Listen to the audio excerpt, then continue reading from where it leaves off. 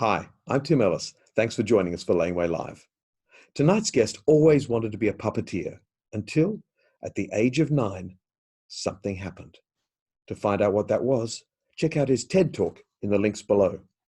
But to find out what he's up to right now, please put your hands together and welcome the man himself, Mark Kalin.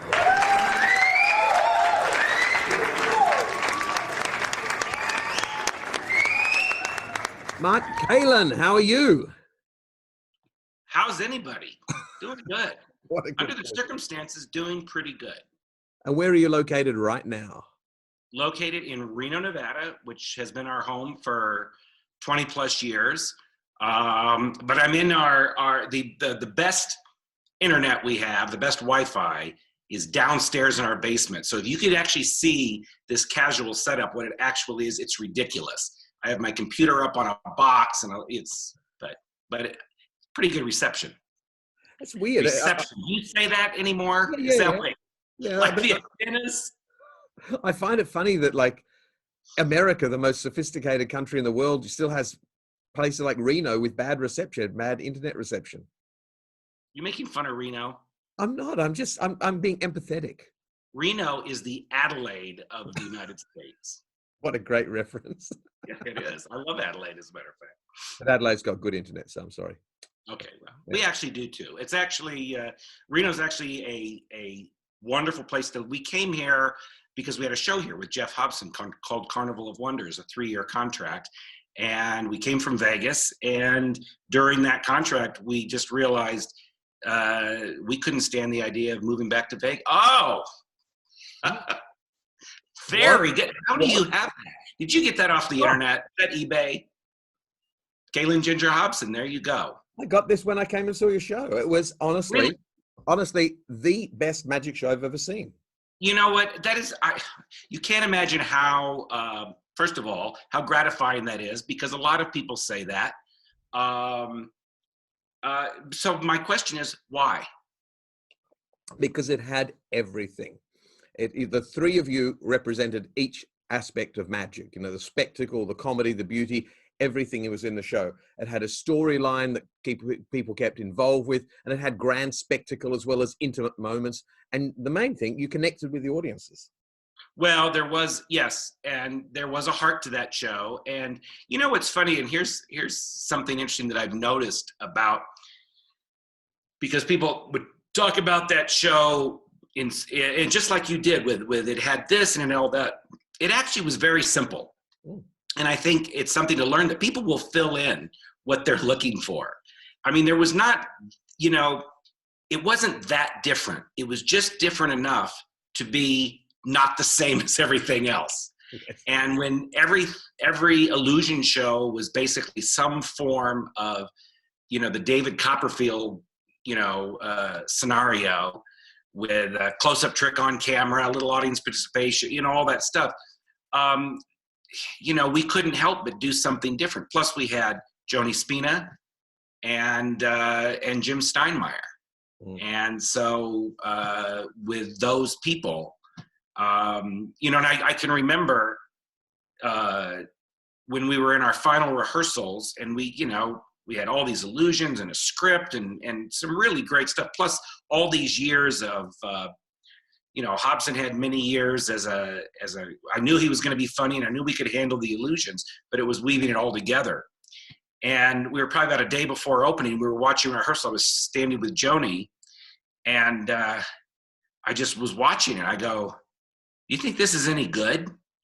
And she looked at me just terrified. She goes, "I was trusting you."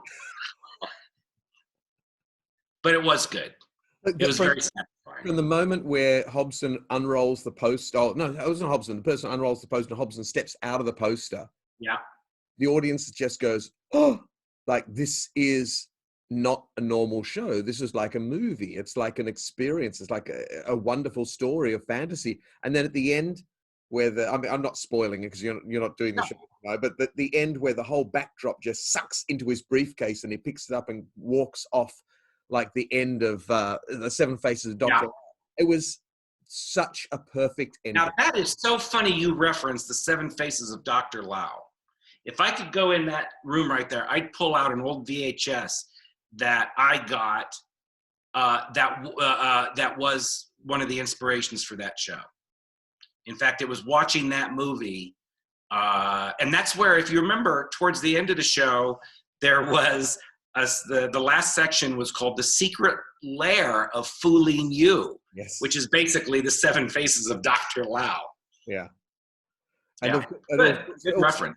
It had so much other fun stuff, you know, like the Tunnel of Love, and the Red Right Hand was fantastic. You know, that was just that beautiful. I can't believe you remember all that stuff. I do. It was a great show. You should remember it. You should do it again. Go on, do it again. I know you did. I know you guys had a reunion on Harrison Greenbaum's show the other day.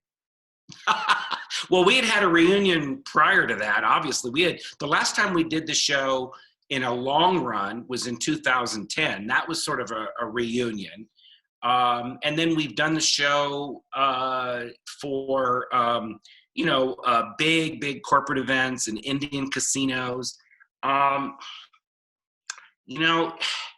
Here's the thing: the people involved with the show, all the creative people, Hobson, I know they would all be up to do it again, but it's so hard to compete with your past. It was of a certain time. Yep. We were all younger. There was, it's one of those things. I love it, and much of it would still be relevant now.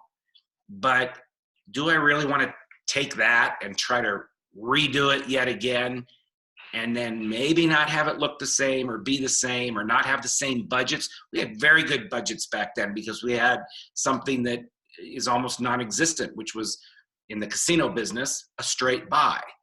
They give you a contract.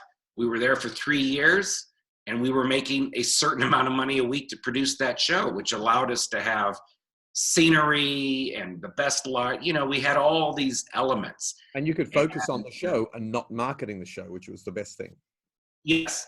And there was no, first of all, when you're young, you just believe anything's possible. And that gets you pretty far. And so it was never a question for me that we would find a home for this show. It just kept knocking on doors. And then once we did, and that contract was secured, that golden thing that gave us 3 years of work, then the pressure's off. Yeah. It's just about doing something creative. You got the job. Now let's just do a great show. And of course, it's just my nature. It's like you constantly are polishing. And so the show opened up good, but over the course of the years, in one theater where we could just keep tweaking and adding things. And then we moved the show to one of the world's largest stages, and it was more spectacle, but it wasn't the same show. And that's where the jumbo jet came in. Yeah. Yep. Everyone's going, what jumbo jet? Still, I believe to this day, one of, if not the largest live vanishing object. That jumbo jet had a 80-foot wingspan on a 1-acre stage. Sorry, but what made it? Repeat that for everyone. A 1-acre stage. A 1-acre stage.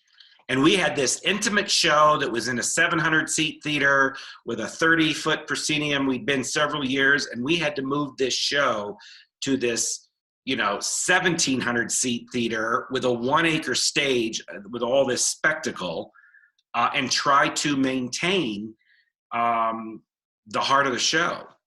And in some ways, there were just some astounding things about that show. But it wasn't the same to me as it was in a more intimate venue where you could just really fill that space. Who came up with the jumbo jet idea? Oh, that was, here was the calculation. We were at a place called the Flamingo Hilton in Reno, which was a beautiful little showroom that we loved. And across town was the same company, which was Caesars Entertainment at the time, also had what was known as the Reno Hilton, with a headliner policy and this huge thing. Well, our property was up for sale. all the money went to that property. So it was survival. You know, if we have a contract, but if the hotel sells, all deals are off. And that's so I just said, we got to move our show. And the idea was, how do I sell a hotel they're committed to a headliner policy. They had no interest in a production show. And because in the 70s and the early 80s, they had a show called Hello Hollywood Hello. And they had a jumbo jet on stage. It used to be like a Busby Berkeley dance number with 40 girls dancing on the wings. So that was backstage. They happened to have a jumbo jet backstage. Well, they had this in that show. So here's the thing. Hello Hollywood Hello at what was the MGM at the time. This is mind-boggling. When the show opened, it had a cast of 250 in the cast. They did the San Francisco earthquake. They did Niagara Falls.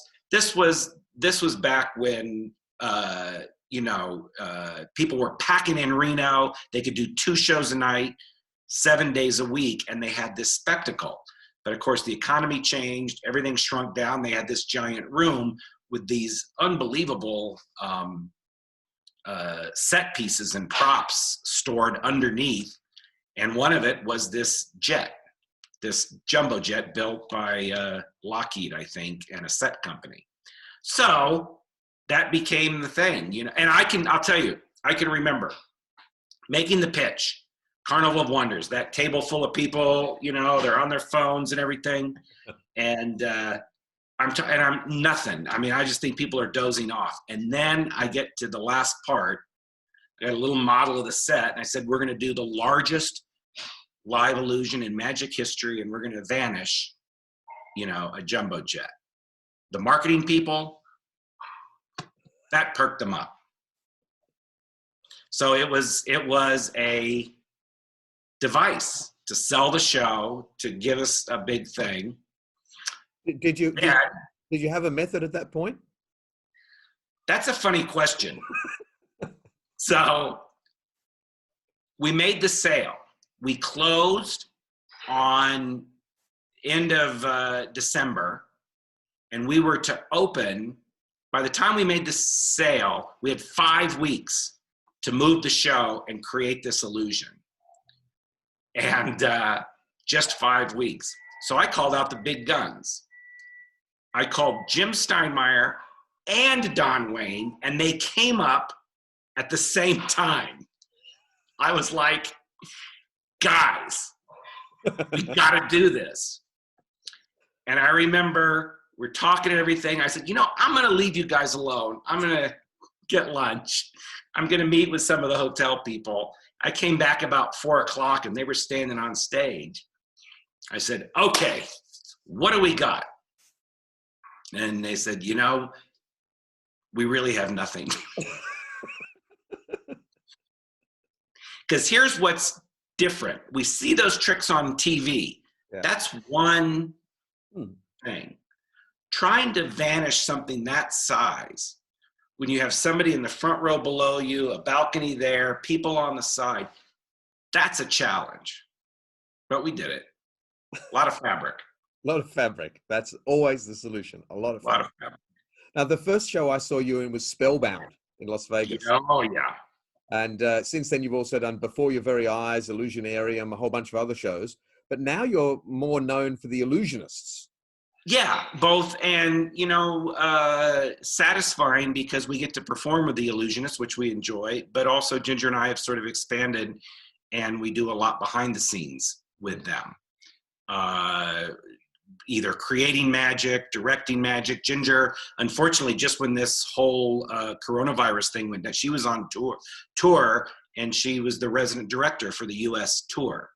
So we sort of, I would say, the last couple of years, 50% were on stage, and 50% were either in the creation of the shows. One of the ones that I was really proud of was The Illusionist 1903. That was or Turn of the Century. Yeah. I mean, I sound like I'm just, you know, praising you nonstop for some reason. But okay. 1903 was, in my opinion, the best of the Illusionist show. And then they sort of spun that formula to an extent for the circus 1903 as well. Well, you know what happened? We were the they had the Illusionists, and then they created what was the second one? 2.0. 2.0, yeah. That one, and then we were Illusionists 1903. Yeah. And it was a really good show, and a lot went into it. It was funny how that show got created, almost by accident. The others were just magic concerts, whereas that one was a show. Yeah, that one, I have to say, while that show was being created, they had gotten their first Broadway contract, so all of their resources were going to Broadway. Right. And they had this gig though in Australia. Yeah. For 1903. So they said, I'll tell you what, get started. And they put me on it. And, when we get some time, we'll, but get started. So I was like, Carnival of Wonders, I know what this is. Deal with the scenery and all this stuff. They just never had the time. It was fantastic. So, and the boss has gone away and you go, great. Let's do it. That was a little bit, and I was working with really talented people and great acts, and a good budget. Mm-hmm. But unfortunately, they realized about the time 1903 got out, and it was an expensive show. There are a lot of scenery, expensive acts, because these were, old timers, the Charlie Fry and Rick and Ginger and I. Brand new were Tommy and Amelie, who were amazing. But that's when about the time they realized that they wanted to there would just be one show, Illusionist, and put that show everywhere. They didn't need different versions. And so after, about a year before, and we went to Broadway and did a very good run on Broadway, but and then gone. Well, that's the funny thing is that the last version of the Illusionist that came to Australia, I sat down, watched it, and I'm like, this is just like the same formula from the very first one. Well, not the very first one, but the first, settled version, because the first one was a fully fledged play based on the League of Extraordinary Gentlemen, and that I remember talking with Hobson about how the first one had storyline, had plots integrated, except for the fact that it ran for 3 hours. So then they took all the storyline out and just left the acts and became Magic Concert. So the latest version we saw in Australia was just a Magic Concert with not only some of the same acts, but different performers doing what seemed to be the same acts. I know. What me was the audience was like, whoa, and it actually got the best reaction. I'm like, you know what? I think we talked briefly before that I've sort of followed along this company almost from the beginning and watched them go from one show, one concept from one guy, which was Simon Painter, brilliant. You mentioned him, modern day P.T. Barnum, and just have this thing just explode and become, probably one of the most, successful magic illusion shows in the history of magic in a matter of, 3, 4, 5 years. At every turn, I said, oh, they're going to crash and burn. Oh, that's not going to work. Every choice they made, I thought was the worst choice in the world. Well, what do I know? But one of those is that concept of replication. Just magician here. Yeah. And I think to a large extent, that was the attraction for anybody that doesn't know. This past, almost 2 years ago now, Cirque du Soleil bought the Illusionists and paid $40 million to own the brand. But I think part of that attraction was a replicable, concept, whereas maybe there was 5 illusionists out there. They had visions of 25 illusionists out there. Not necessarily what you and I would want to do or see, but it's successful. And now we see that Cirque du Soleil, with the coronavirus situation, are in severe financial trouble anyway. I think they've Yeah. laid off 95% of their staff, and I assume that's just so the staff can claim unemployment benefits. But it's going to be interesting to see on the other Yeah. side of this how it all develops. And I see that Cirque du Soleil now, they're trying to keep their brand alive with Cirque Connect, which is a digital hub where it's almost like a free Netflix for Cirque du Soleil fans. So I'll put the link down there if anyone wants to have a look at some of the content. I guess there'll probably be some Illusionist content there at some point. I guess so. I have really no inside info at this point. My guess is that they'll probably do, the Illusionists will continue on, because in the scheme of things, this is what I've heard from Cirque, their shows were just too big and too expensive. And that was part of, I think the attraction to Illusionists. In a scale to a show like or some of their touring shows, Illusionists is a lot of bang for their buck. They're very efficient shows. They're like a big, huge rock concert without having to pay rock concert people. And the magicians bring their own props. Yeah, exactly. Sometimes. Otherwise, like, now, have you ever heard of the Houdini water? It's really easy. Yeah.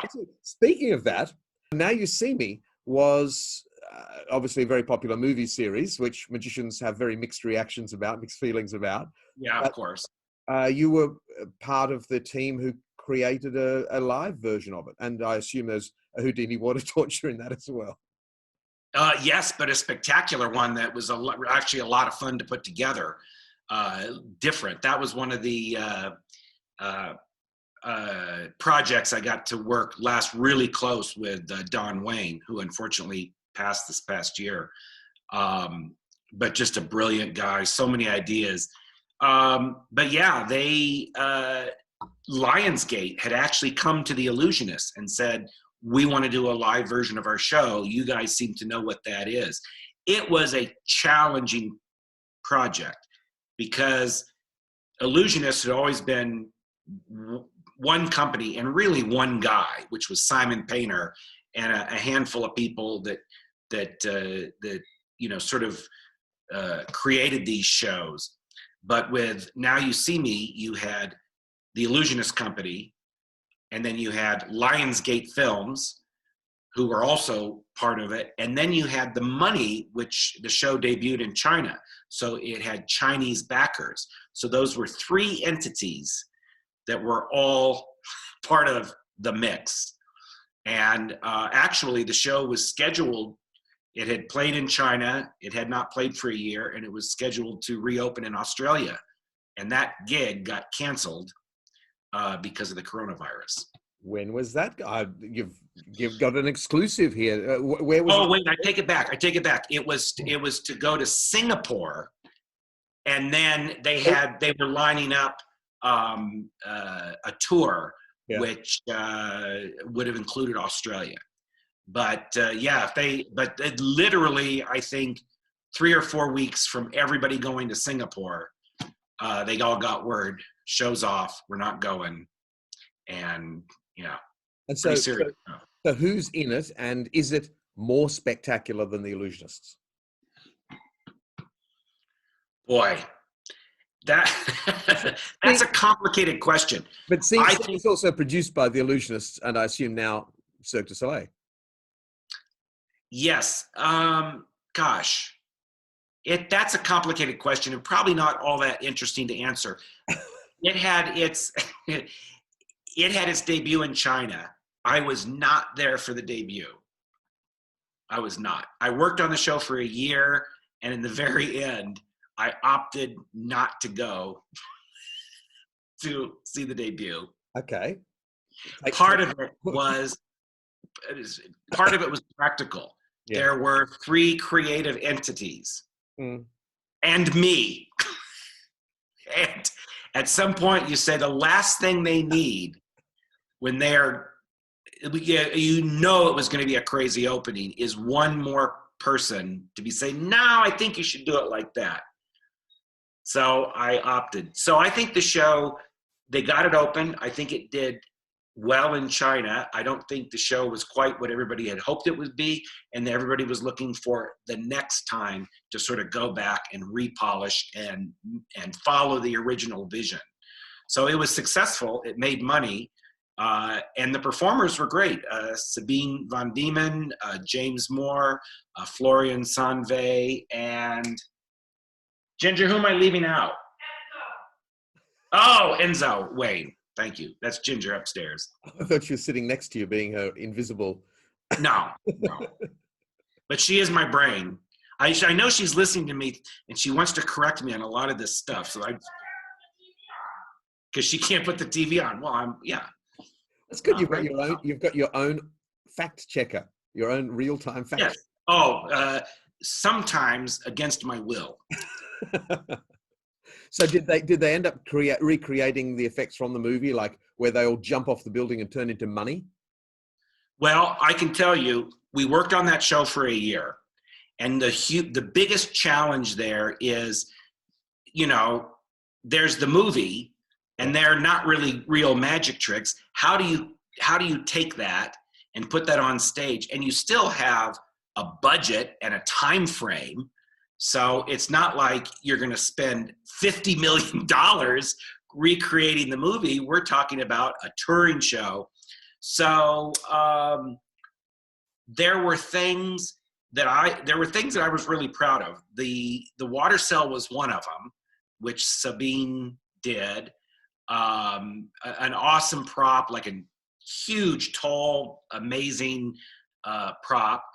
We did recreate the 3-card Monte with the giant cards, which was great. And that was something that Don and I worked very hard on. It got cut in opening week just because they had too much show. It's like, not that one. But, and lots of stuff planned that got cut. It's like anything else.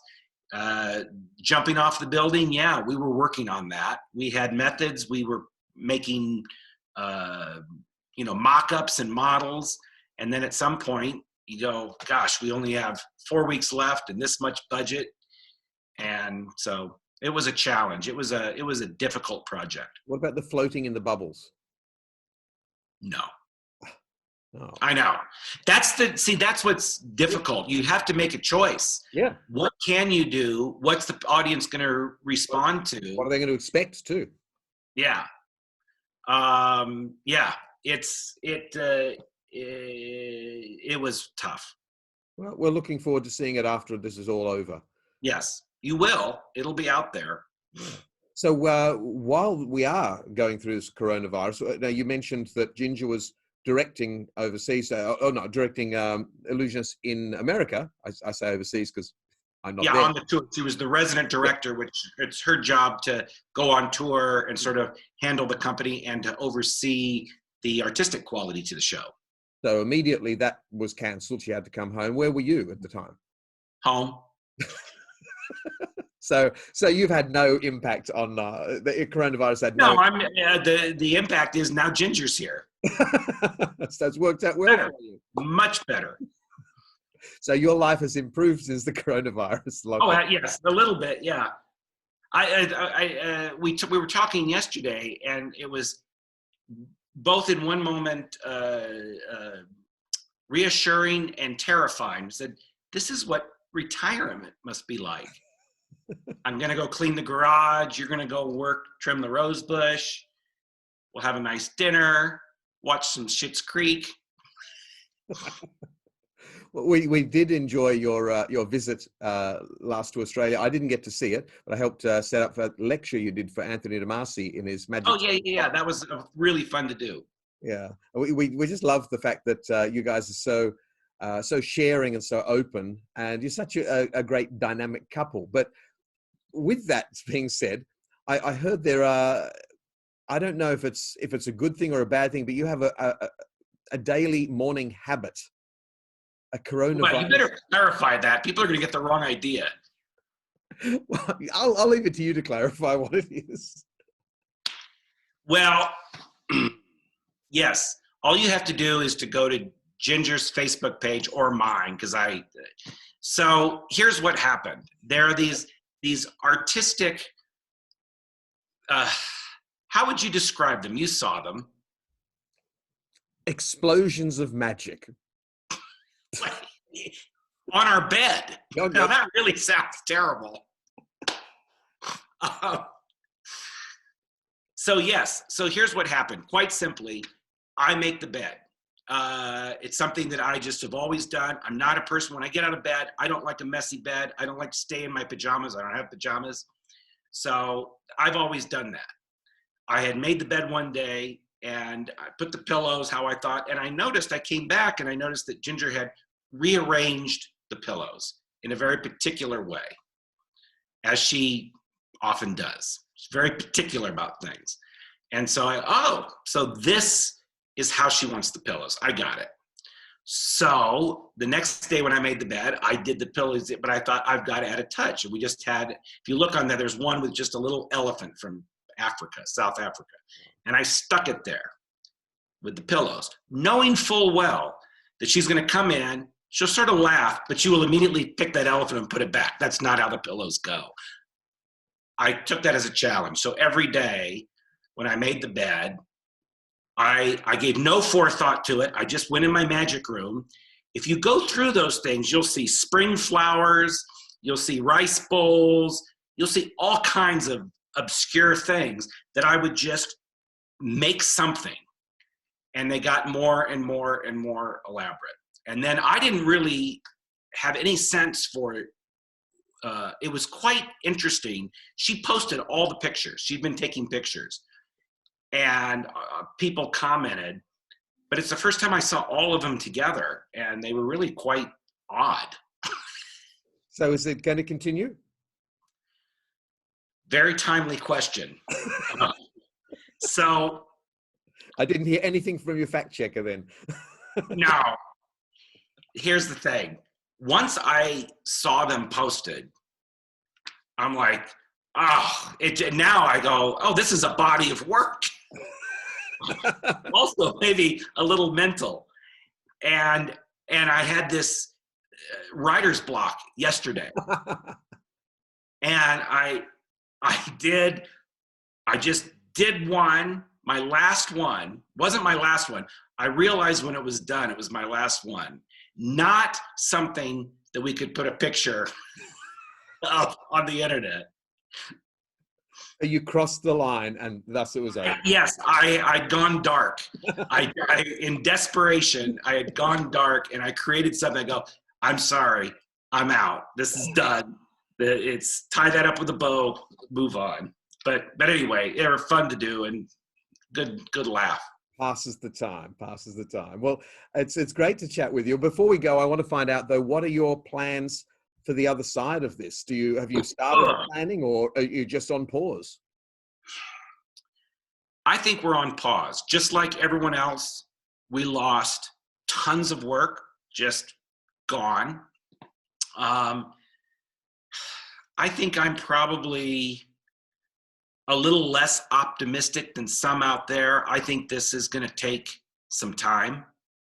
You know, when I see people thinking, oh, they're going to be back doing their shows and theaters are going to be full in June, I think that's unlikely. I think, I don't know what it is. Nobody knows how it's going to come out or how we're going to have to adapt. But, you know, we will adapt and there will be changes. You know, it's not so much how much the world's going to change in that sense, entertainment, all that stuff, but it's going to have an effect on each of us personally. And that's going to change. You know, my dad grew up during the Depression, and he was quite successful as I mean, we lived in a really nice home in a nice neighborhood, very successful. I mean, you know, when you're growing up as a kid, you don't notice that stuff. Then you look back, you go, I guess you know, my dad worked hard. He was very successful. But when he would eat an apple, the only thing left when he was done was a few seeds and a stem. And I asked him, you know, I understand. You told me the story, Dad. You didn't have food when you were a kid. There was 10 kids in your family. You ate, you were always hungry. But why now? And he said, I can't change it. It's how I look at food. It's how I look at an apple. And so I think that's kind of going to be what we're going to have to discover, is how each of us are different, and how that manifests itself. And then we're just going to have to adjust. But so, yeah, a little bit on pause to study and watch and see how things go. I think you're absolutely right. But unfortunately, we have run out of time. So it's been great chatting with you. And I hope we can see each other after this pause is done. And maybe Carnival of Wonders, maybe back. I don't know.